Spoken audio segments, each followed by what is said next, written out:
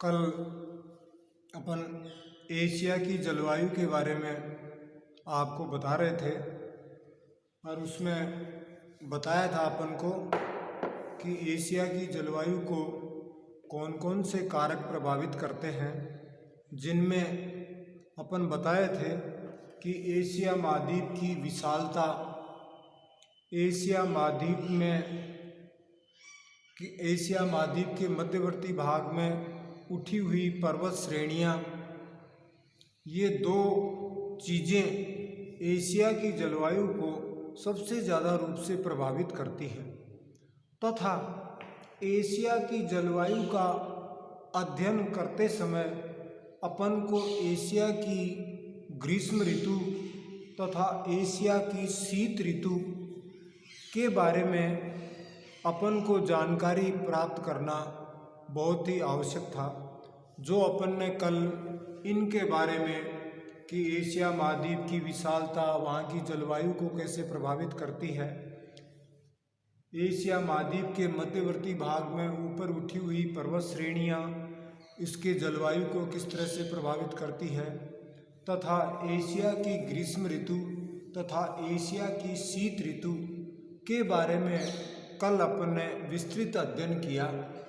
आज अपन एशिया की जलवायु को कितने भागों में बांटा गया है तथा कौन कौन से जलवायु वेताओं ने इसकी जलवायु के बारे में अध्ययन किया है, उनके बारे में आज अपन और ज़्यादा चर्चा करते हैं। तो सबसे पहले तो आपको बताएं कि एशिया की जलवायु के बारे में बहुत से जलवायु वैज्ञानिकों ने इनका अध्ययन किया है, परंतु मोटे तौर पे अगर अपन देखें तो एशिया की जलवायु को कोपेन, जो दुनिया के बहुत ही चर्चित जलवायु वेता रहे हैं, तो कोपेन ने एशिया की जलवायु के बारे में बताया है। दूसरा, थॉर्नथवेट ने एशिया की जलवायु के बारे में विस्तृत जानकारी दी है। इसके अलावा LW लाइड ने भी एशिया की जलवायु का वर्गीकरण किया है। इसके अलावा डडले स्टाम्प तथा कुछ अन्य जलवायु वेताओं ने भी एशिया की जलवायु के बारे में अध्ययन तथा जानकारी प्रदान की। मोटे तौर पे देखें तो कोपेन, थॉर्नथवेट, लायड तथा स्टाम्प प्रमुख जलवायु वेता हुए हैं, जिन्होंने एशिया की जलवायु के बारे में विस्तृत ज्ञान प्राप्त किया तथा उन्होंने अपने ज्ञान के आधार पर एशिया की जलवायु को कई भागों में बांटा। अगर अपन सामान्य तौर पे अगर अपन देखें तो एशिया की जलवायु को सबसे पहले उन्होंने 5 अंग्रेजी के अल्फ़ाबेट ABCDE के आधार पर मोटे तौर पर एशिया की जलवायु को बांटा।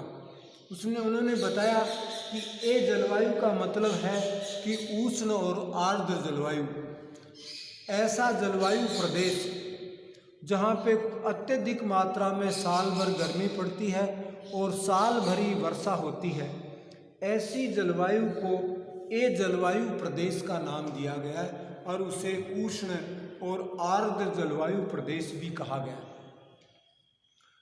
उसके बाद उन्होंने बी जलवायु का नाम दिया और बी जलवायु का उन्होंने बताया कि ऐसा प्रदेश जहाँ साल भर गर्मी पड़ती है परंतु वर्षा नहीं होती, तो उष्ण और शुष्क जलवायु प्रदेश का नाम दिया। तो इसके अंतर्गत ग्रीष्म ऋतु में या गर्मियाँ खूब पड़ती हैं परंतु वर्षा यहाँ पे न के बराबर मानी जाती है तथा उष्ण और शुष्क जलवायु के नाम से इसको जाना गया। ऐसे जलवायु प्रदेश या ऐसी जलवायु मरुस्थलीय जलवायु कहलाती है कि मरुस्थलों में इस प्रकार की जलवायु होती है जहाँ गर्मियाँ खूब पड़ती हैं परंतु वर्षा नहीं होती, नमी नहीं पाई जाती, तो उष्ण और शुष्क जलवायु के नाम से जानी जाती है। इस प्रकार अपन देखें ए जलवायु में उन्होंने बताया कि खूब तापमान होता है और खूब वर्षा होती है, उष्ण और आर्द्र हो गई। दूसरी उष्ण और शुष्क हो गई।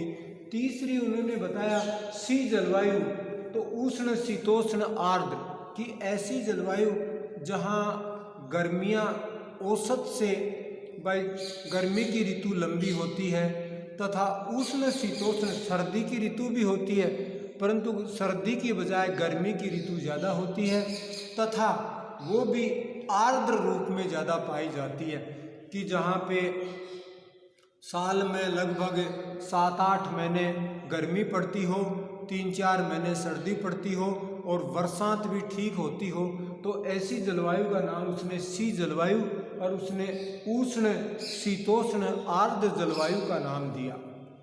फिर उन्होंने बताया डी जलवायु प्रदेश कि डी का मतलब उसने बताया कि शीत शीतोष्ण की ऐसी जलवायु जहाँ सर्दी की बहुलता पाई जाती है तथा गर्मियाँ औसत से कम पाई जाती हैं। 7-8 महीने सर्दियाँ पड़ती हैं और 3-4 महीने गर्मी की ऋतु आती है। तो ऐसा जलवायु प्रदेश जहाँ पे सर्दी की ऋतु लंबी होती है तथा गर्मी की ऋतु छोटी होती है, तो उस जलवायु का नाम उन्होंने डी जलवायु नाम दिया और शीत शीतोष्ण के नाम से उसने उसका व्याख्या की। और लास्ट में उन्होंने बताया ई जलवायु प्रदेश जहाँ साल भर सर्दियाँ पड़ती रहती हैं, बर्फ जमी रहती है, और ऐसा जलवायु प्रदेश जिसे ध्रुवीय जलवायु प्रदेश के नाम से जाना जाता है, जहाँ अत्यधिक मात्रा में साल भर शीत ऋतु पाई जाती है और लगातार बर्फ गिरती रहती हैं। और ये प्रदेश जैसे अपन देखें ध्रुवीय प्रदेशों में साइबेरिया के उत्तरी भागों में 66.5 डिग्री अक्षांशों के उत्तर में चले जाएं अपन, तो ऐसी जलवायु पाई जाती है। इस प्रकार अपन देखें तो इन जलवायु वेताओं ने ए जलवायु, बी जलवायु, सी जलवायु, डी जलवायु और ई जलवायु के नाम से एशिया की जलवायु को मोटे तौर पे उसने वर्गीकृत किया है। अब उन्होंने बताया कि ए जलवायु में आपको बताया कि जहाँ पे गर्मियाँ पड़ती हों, गर्मियाँ भी होंगी और वर्षा भी होती है। एक ऐसा जलवायु प्रदेश जहाँ गर्मियाँ खूब पड़ती हैं परंतु वर्षा नहीं होती। तीसरा ऐसा जलवायु प्रदेश जहाँ गर्मी की ऋतु लंबी होती है परंतु सर्दी की ऋतु थोड़ी छोटी होती है। दोनों ऋतुएं आती हैं परंतु गर्मी की ऋतु लंबी मानी जाती है और सर्दी की ऋतु छोटी तथा गर्मियों में बरसात ज़्यादा होती है, तो उसको उष्ण शीतोष्ण आर्द्र जलवायु के नाम से जिसने बताया। चौथा ऐसा जलवायु प्रदेश है जहाँ गर्मियाँ छोटी अवधि के लिए होती हैं और सर्दियाँ लंबी अवधि के लिए पड़ती हैं, तो ऐसी जलवायु डी जलवायु के नाम से। और एक ऐसा प्रदेश जहाँ साल भर ठंड पड़ती रहती है, सर्दी की मात्रा ज़्यादा पाई जाती है, उसको ई जलवायु प्रदेश के नाम से जाना गया। इस प्रकार अपने देखें कि स्टाम्प ने, फिर अगर देखें अपन कोपेन, थॉर्नथवेट, लाइड, स्टाम्प, इन सब ने एशिया की जलवायु को फिर अलग अलग अपने हिसाब से अलग अलग भागों में वितरित किया, जिसमें मोटे तौर से अगर अपन देखें तो सामान्य तौर से इसमें 13 जलवायु प्रदेशों का वर्णन किया गया। अगर इन जलवायु प्रदेशों के बारे में अगर अपन बताएं तो सबसे पहले अपन बात करें तो एशिया के जलवायु प्रदेशों में सबसे एक जलवायु प्रदेश नाम दिया है भूमध्य रेखीय जलवायु प्रदेश। पहला भूमध्य रेखीय जलवायु प्रदेश नाम दिया गया। दूसरा जलवायु प्रदेश अपन देखें तो मानसूनी जलवायु प्रदेश, मानसूनी जलवायु प्रदेश। तीसरा जलवायु प्रदेश उन्होंने बताया कि उष्ण मरुस्थलीय जलवायु प्रदेश के नाम से जाना जाता, उष्ण मरुस्थलीय जलवायु प्रदेश। चौथा उन्होंने नाम बताया कि भूमध्य सागरीय जलवायु प्रदेश, भूमध्य सागरीय जलवायु प्रदेश के नाम से। चौथा उन्होंने पांचवा बताया ईरान तुल्य जलवायु प्रदेश, ईरान तुल्य जलवायु प्रदेश। छठा तुरान तुल्य जलवायु प्रदेश, तुरान तुल्य जलवायु प्रदेश। सातवां चीन तुल्य जलवायु प्रदेश, चीन तुल्य जलवायु प्रदेश। 8वां मंचूरिया तुल्य जलवायु प्रदेश। 9वां तिब्बत तुल्य जलवायु प्रदेश। 10वां अल्टाई तुल्य जलवायु प्रदेश। 11वां प्रेरी तुल्य जलवायु प्रदेश। 12वां टैगा तुल्य जलवायु प्रदेश और 13वां टुंड्रा तुल्य जलवायु प्रदेश। इस प्रकार अपन बात करें तो एशिया के सामान्य तौर पर एशिया को 13 जलवायु प्रदेशों में बांटा गया।